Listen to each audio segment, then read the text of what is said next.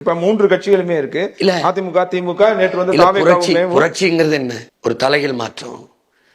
3 பேரும் இலவசத்தில் நிக்கிறாங்க. கடைசியா வந்த எனக்கும் பின்னாடி வந்த தம்பியும் அவங்க 2000 2500 தரேன்றார். தாலிக்கு தந்தாரே, அது எனக்கு உடன்பாடு இல்லை. அது நல்ல தலைவனுக்கான நிர்வாகம் இல்லை.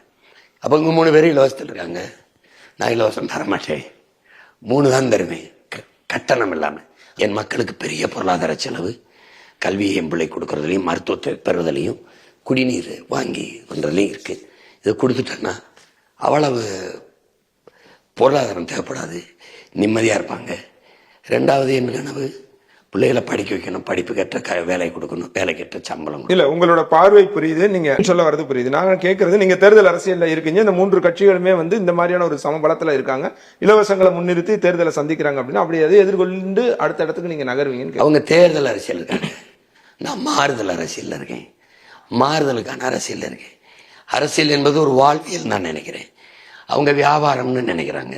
என்னுடைய வெற்றியை நீங்க தள்ளி போடலாம், எந்த கொம்பனாலையும் தடுக்க முடியாது.